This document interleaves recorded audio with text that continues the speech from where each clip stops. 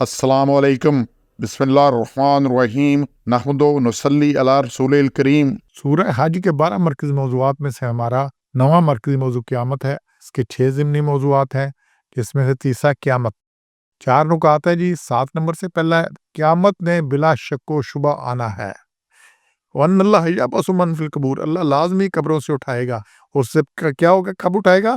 وَأَنَّ السَّاعَةَ لَآتِيَةٌ لَا رَيْبَ فِيهَا، اس میں کوئی شک نہیں۔ جیسے قرآن شروع ہے الف لام میم ذالک الکتاب لا ریب فیہ، کوئی شک نہیں سر، قیامت کے آنے میں کوئی شک نہیں۔ تو قیامت کا آنا لازم ہے، یہ شک و شبہ سے بالا تر ہے، کسی قسم کا کوئی کچھ نہیں۔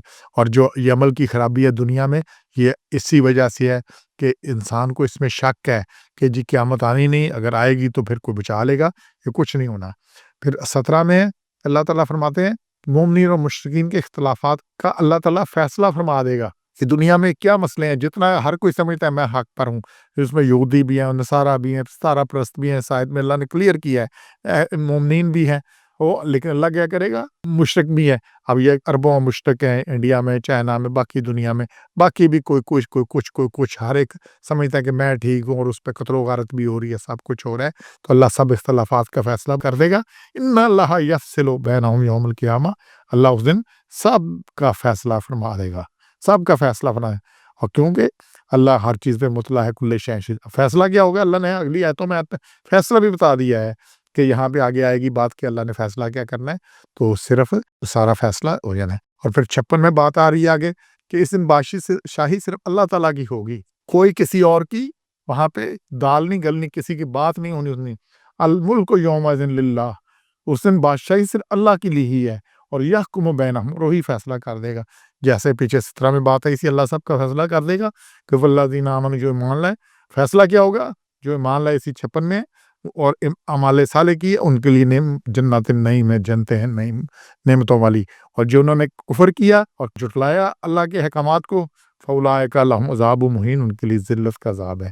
تو اللہ نے کیا قیامت کے دن فیصلہ کرنا ہے، لیکن فیصلے کی اللہ نے یہاں جھلک کرا دی ہے کہ ایمان اور صالح اعمال والے جنت میں جائیں گے، اور انکار کرنے والے احکام ربی کا اور ان کو جھٹلانے والے وہ ذلت کے عذاب میں مبتلا ہوں گے۔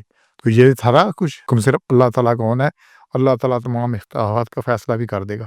اللہ نے یہی بات یہ سورہ فرقان ہے 25 نمبر، اس کی آیت 26 نے کہی ہے کہ الملک یومئذ الحق، بادشاہی اس دن صرف سچ کی ہے، رحمان کی ہے۔ اور وہ دن کافروں پر بڑا مشکل ہوگا، منکروں پر، جو بھی اللہ کا حکم نہیں مانتے، ان کے لیے وہ دن بڑا ہی مشکل، بڑا ہی تکلیف دہ، بڑا ہی سخت اذیت والا ہونا ہے۔ اور پھر یہی بات 82 نمبر صورت ہے، اس کی آیات ہیں 17 سے لے کر 19 تک، بڑا کلیئر کیا ہے۔ یہاں تو ہر کوئی ٹیما لگا رہا ہے نا، یہ بچا لے گا، وہ بچا لے گا۔ اللہ نے کہا وَمَا أَدْرَاكَ مَا يَوْمُ الدِّينِ ثُمَّ مَا أَدْرَاكَ مَا يَوْمُ الدِّينِ، کیا جانتے ہو یہ انصاف کا دن کیا ہے، تجھے کیا خبر ہے؟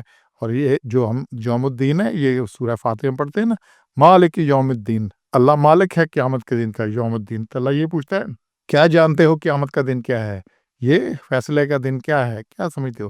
اللہ نے پھر بتایا 19 میں، یوم لا تملک نفس لنفس شیئا والامر یومئذ للہ۔ اس آیت کو یاد کر لیں، یوم التملک، تملک ملک سے ہے، ملکیت میں، زور میں، کسی کا فائدہ کرنا، کسی کا اختیار ہونا، نفس لنفس شیئا، کسی نفس کے لیے، کسی انسان کے لیے، کسی کے جسم میں کچھ کسی کا بھلا نہ کر سکے گا، کسی کے اختیار میں کچھ نہیں ہوگا۔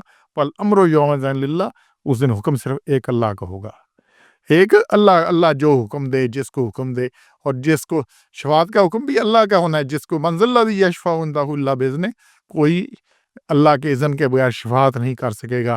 اللہ جس کو اذن دے گا، جس کو اجازت دے گا، جس کے بارے میں اجازت دے گا، جتنی اجازت دے گا اسی طرح ہے، کسی کی اپنی مرضی نہیں چلنی کہ یہ بڑا مرضی سے کرا لے گا۔ تو اللہ تمام اختلافات کا فیصلہ بھی کر دے گا، اور یہ بھی سارا کچھ ہونا ہے۔ اور بادشاہی یہاں بھی اللہ کی ہے، لیکن اللہ نے دنیا میں کچھ تھوڑا اختیار انسان کو دیا ہے کہ بھی چونکہ یہ دارالامتحان ہے، کہ اللہ کے احکامات بھی کلیئر ہے، اللہ نے جو دیے ہیں کہ بھی یہ کام کرنے، یہ نہیں کرنے، یہ فرائض ہے، یہ پورے کرنے ہیں، ان چیزوں سے روکا ہے، یہ حلال ہے، یہ حرام ہے، سب کچھ کلیئر کیا ہے۔ اور پھر ہر ایک کو آزادی دے دی ہے کہ جو دل کرتا ہے کرو، جو عمل کرنا ہے کرو، کرنا چاہتے ہو کرو، نہیں کرنا چاہتے نہیں کرو۔